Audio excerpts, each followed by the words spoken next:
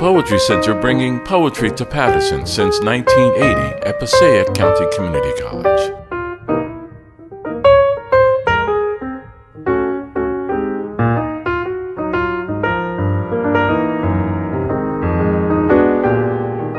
I'm really pleased to welcome you here today to the Poetry Center at Passaic County Community College in Paterson, which I always, well, first of all, I grew up here, so it's a city that's very close to my own heart, but also that has such beautiful things like the Great Falls, like the view from Garrett Mountain, like the way the sky turns the most incredible color at night at dusk.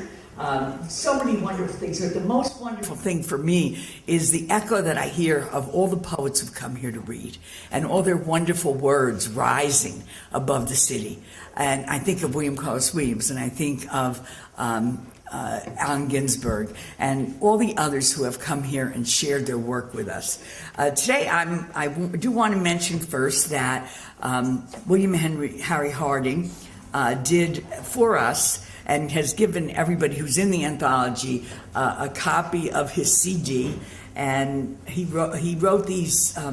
He wrote particularly one song for Paterson based on his novel Mill Song, and then the entire album is called Silk City Blues. And we were playing it very softly before, and we'll play it again at intermission. I hope that you will listen to it. It's really quite wonderful and worth listening to. And if you can go and get some of his novels, they're amazingly good and wonderful. And you're just going to say, how did I not find this person before?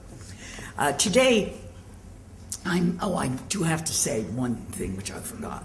And you can't forget the people who fund you. So I need to say that all our programs are made possible by funding from the New Jersey State Council on the Arts, through the National Endowment for the Arts, also through individual contributions from our members and donors, through money that people have left us in their wills, and also because the president of Passaic County College, Steve Rose, has been so supportive of the Poetry Center, what he's done is given us a lot of support in the building and the amount of supplies and equipment and everything else that he provides through the school.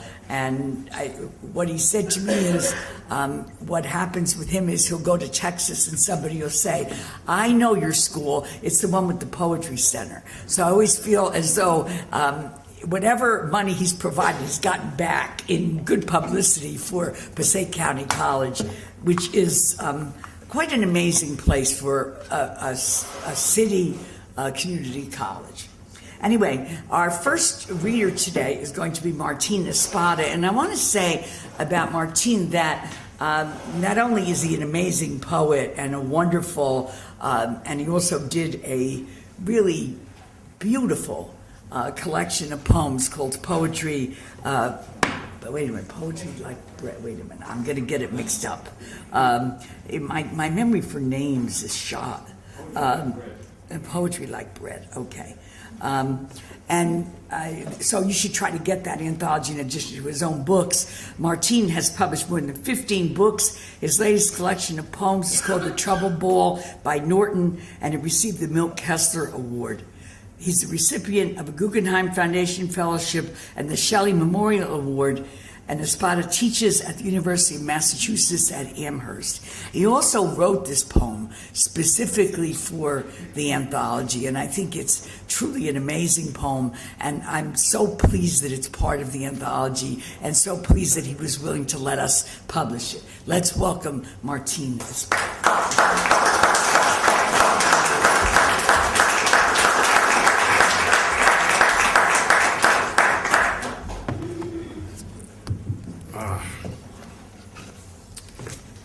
Buenas tardes. First of all, many thanks to Maria Mazziati Gillan. Without her, this poem or sequence of poems would not exist. Obviously, this anthology would not exist. And this anthology, it must be said, is a labor of love. Love at the center of it. Unconditional love for poets and for poetry. Maria Mazziati Gillan is one of those people. Without people like her, poetry in this country would not exist. So please give her another hand.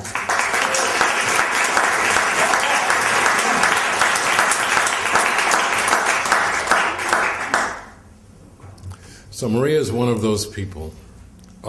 So was a man by the name of Joe Gavea. Joe was a poet from Cape Cod. A very dear friend to poets, to poetry, and to me. Joe passed away at 4 o'clock this morning at the age of 49. So I want to dedicate my reading this afternoon to the memory of my friend Joe Gavea.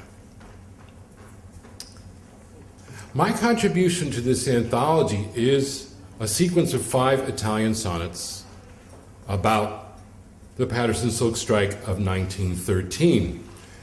And there are names that many of you will recognize, names of the famous, names like John Reed, the great journalist, or Big Bill Haywood, Elizabeth Gurley Flynn, the organizers for the Union, the International Workers of the World.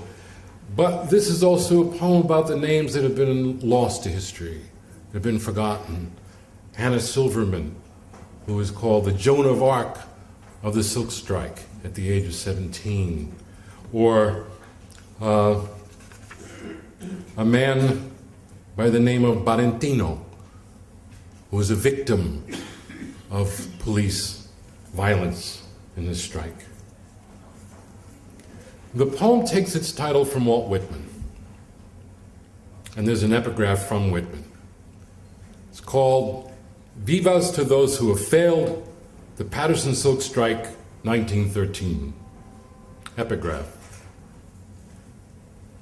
Vivas to those who have failed, and to those whose war vessels sank in the sea, and to those themselves who sank in the sea, and to all generals that lost engagements, and all overcome heroes, and the numberless unknown heroes equal to the greatest heroes known.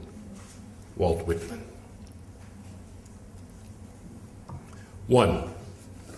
The red flag. The newspapers said the strikers would hoist the red flag of anarchy over the silk mills of Paterson. At the strike meeting, a dyer's helper from Naples rose as if from the steam of his labor, lifted up his hand and said, "Here is the red flag." Brightly stained with dye for the silk of bow ties and scarves, the skin and fingernails boiled away for $6 a week in the dye house. He sat down without another word, sank back into the fumes, name and face rubbed off by oblivion's thumb, like a Roman coin from the earth of his birthplace dug up after 1,000 years, as the strikers shouted the only praise he would ever hear. 2. The river floods the avenue. He was the other Valentino, not the romantic chic and bullfighter of silent movie palaces who died too young, but the Valentino standing on his stoop to watch detectives hired by the company bully strikebreakers onto a trolley, and a chorus of strikers bellowing the banned word scab. He was not a striker or a scab, but the bullet fired to scatter the crowd pulled the cork in the wine barrel of Valentino's back.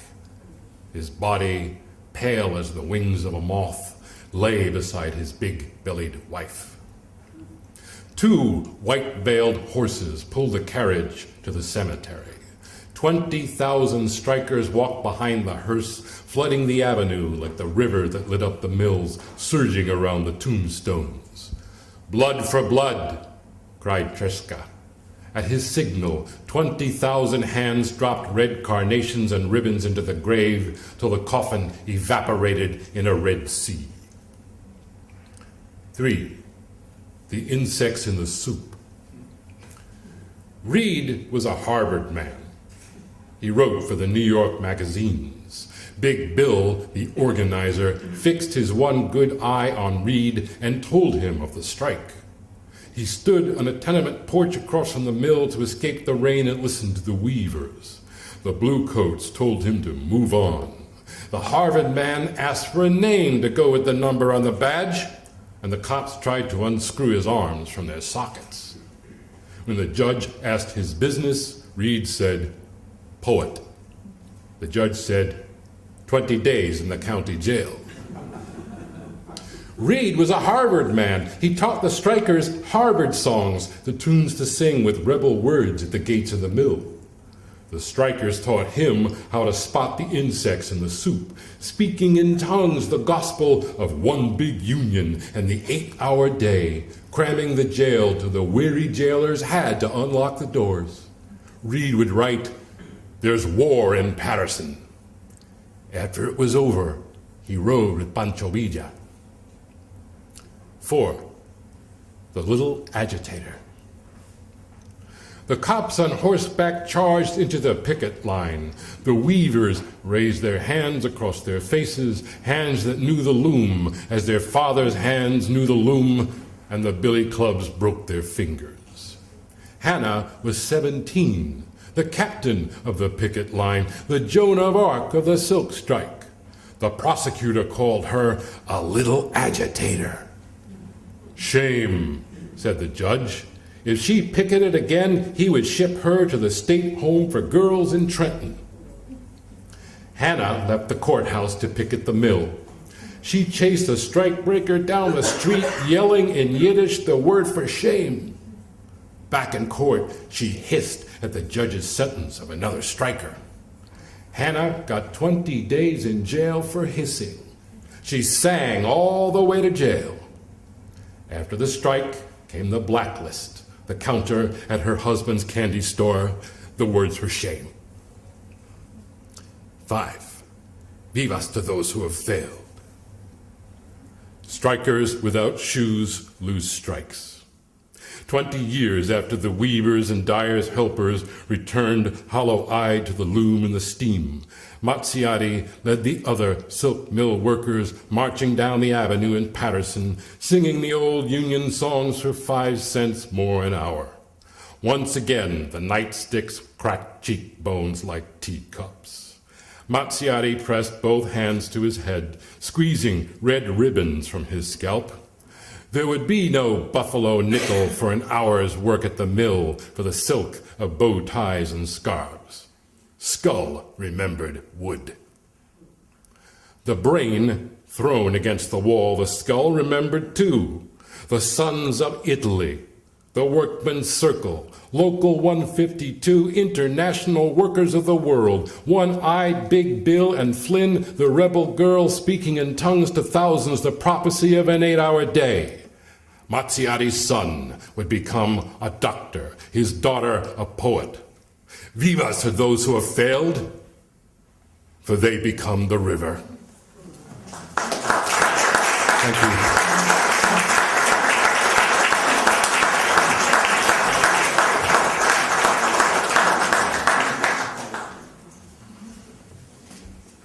Okay, normally I wouldn't do this, but I'm reading my poem next. You can look at my bio in the book.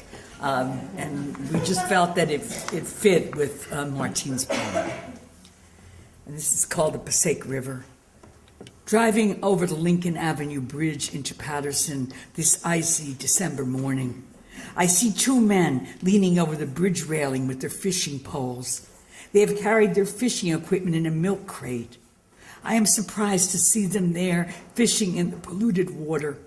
I wonder what they plan to do with those fish. I'm tempted to go back and ask them, but drive on down River Street past the thrift shops.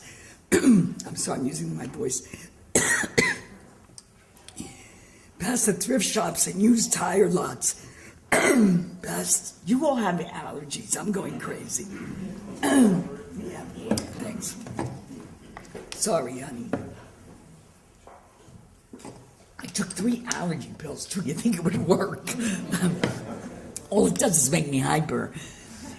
They have carried their fishing equipment in a milk crate. I'm surprised to see them there fishing in the polluted water. I wonder what they plan to do with those fish. I'm tempted to go back and ask them, but drive on down River Street, past the thrift shops and used tire lots, past 3rd Avenue, where the shoemaker's shop used to be when I was a child. If I made a left and turned the corner onto 17th Street, I'd be on the street where I grew up. My father used to tell me about the Passaic River, where he swam in 1922 when he came to the U.S. from Italy. He and his friends picnicking on the shore, all of them young, unmarried, exuberant.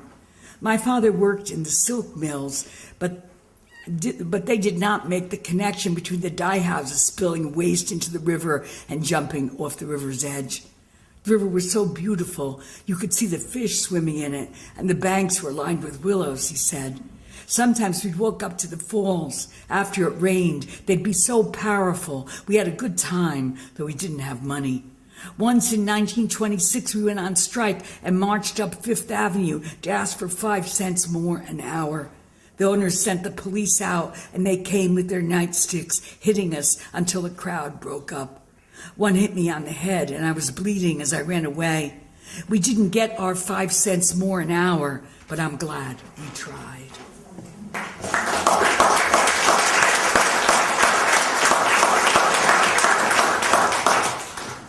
And I guess I'd like to say to all those people who hate unions, to you.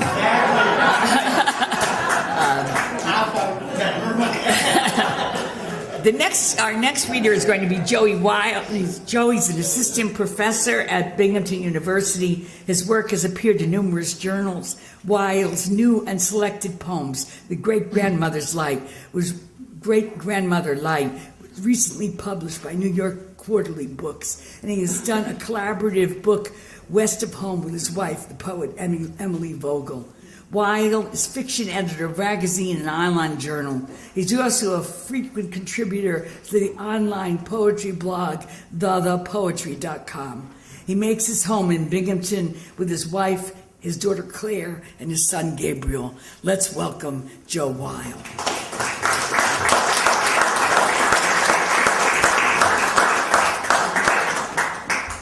I was very excited to hear about the 1913 silk strike because I taught it in my 380 class this semester about how it was the first time somebody performed. They made a big performance at Madison Square Garden.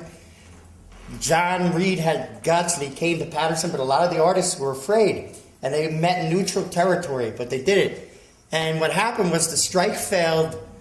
The thing at Madison Square Garden was a big success, but they weren't good with the budget, and that failed. But in 1919, they got the 40-hour work week for us, which we have since 1980 ruined. We are destroying our country because we look down on unions and we look down on the work of the hands. So thank you for reading that poem. My poem has nothing to do with that. Anytime I hear a union thing, I feel like I'm at a meeting, so I can't help. This is about, I worked in the schools and I used to bring guitars, congas, timbales, because words and music to me were tied in together from the time I was little. And I was at one school and a teacher said, Joe, could you come and do this class? It's a class of deaf kids. And I said, sure. And I brought my guitar and they go, why are you bringing that? You don't need that. I go, the first experience I had of music was hearing the drums come through my belly. All right? It wasn't about hearing a melody, and I said, and I work with these kids. We had a great jam session.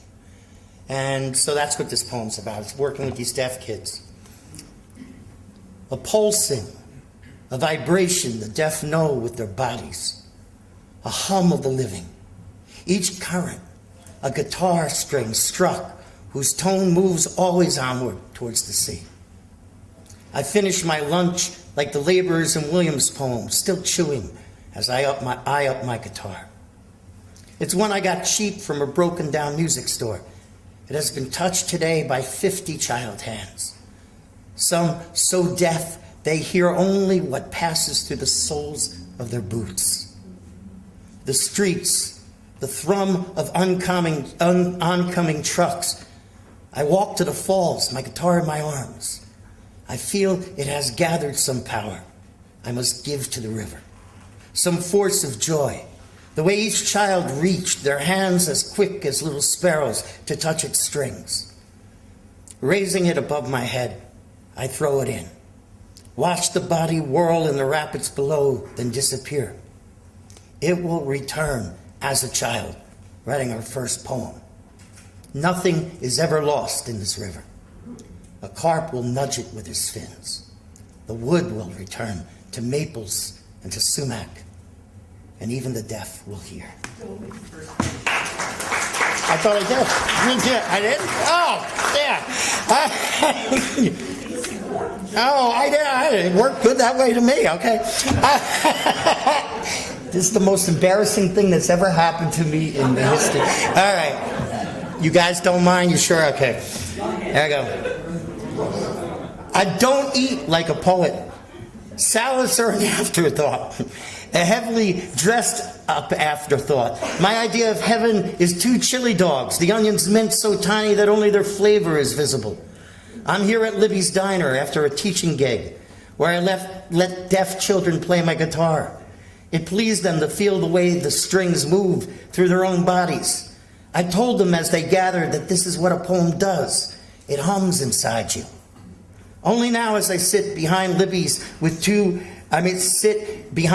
counter with 2 dogs, fries, and a Diet Coke does it hit me. The sound of the falls heard even with all this traffic. And the young men honking their horns at some girl they consider worth harassing.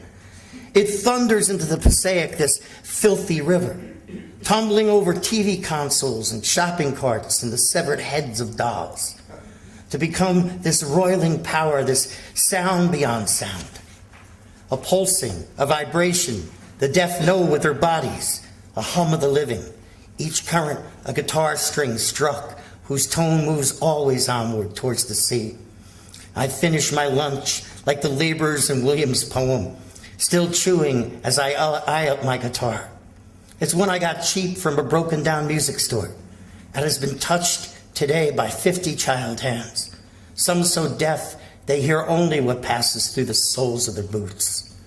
The streets, the thrum of oncoming trucks. I walk to the falls, my guitar in my arms. I feel it has gathered some power I must give to the river, some force of joy, the way each child reached, their hands as quick as little sparrows to touch its strings. Raising it above my head, I throw it in, watch the body whirl in the rapids below, then disappear. It will return as a child writing her first poem. Nothing is ever lost in this river. A carp will nudge it with his fins. The wood will return to maples and to sumac, and even the deaf will hear. Sorry, I kind of like that first version. It's better with the first page. Our next poet is William Harry Harding, and he's written 3 novels, Rainbow, Young Heart, and Mill Song, and the children's book, Alvin's Famous No Horse, all from Henry Holt. The founder of a Garden Oak Press, he publishes the San Diego Poetry Annual, GardenOakPress.com, and San Diego PoetryAnnual.com. Please get his books. I'm telling you, you'll love them. Let's welcome William Harry Harding.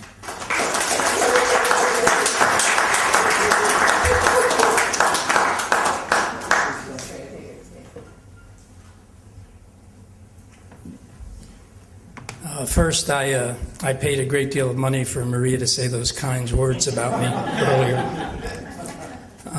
It's always an honor to be in anything that Maria is associated with. It's especially an honor to be in the inaugural Great Falls Anthology with so many gifted poets, some of whom I hope to meet today. This is my first time in the Hamilton Club. Growing up as a boy in Paterson, this was no place I could enter. So I'm sure it will be fodder for some future work. So I'm doubly honored to be reading here. I can tell you that I experience Paterson mostly now through memories, and they are all internalized so that it is impossible for me to see the city as it is today, or to drive through a neighborhood I once lived at and see different people living there. And so this poem is born out of that process. It's called My Women. My grandmother. Even awake, I can smell her kitchen, see steam from a pasta pot make her hair weep. My step-grandmother, making my favorite, peach pancakes. Despite hands, arthritis had decayed into frozen claws. My mother, working desperately to escape being her mother. Even after retiring, even as she lay dying in a hospital bed, ripping a feeding tube out of her throat. My sister, my opposite, but more caring than I could hope to be. My aunts, one, my uncle the doctor's wife, so elegant few in my family dared to taste her intellect or wit. The other, my uncle the baby of the family's wife, a beauty queen who, now 91, still volunteers at St. Joseph's. My wife, who somehow spots the decency in everyone, who needed only a safe place to bloom into someone dazzling. My daughter, the only one who laughs at all my jokes, a sweet mess of brilliance. My teachers, deprived of career options in the era of my youth, many of the best, like my mother, went into the classroom. My partner in song, who resurrected my music career, whose volcanic talent and verve make me look like a genius. My new sister, the poet, who grew up just blocks from me, a dynamo whose work reduces me to a little boy crying. My river, yes, the Passaic is a woman, coursing through my city, Paterson, before vomiting its guts into Newark Bay. Some winters when virgin ice dams the Great Falls, the Passaic stops dead for a few minutes, even hours. When the slightest rise in temperature splits that frigid fist, ribbons of dark water foam in happy fury over a granite face. My women are the current that pilots my life. They carry me. They might belong to others, husbands, fathers, brothers, sisters, children, grandchildren, but they are mine, always. That big dreaming kid I once was, the aching relic I am now. Whoever, whatever I may yet become, my women are to blame. Thank you.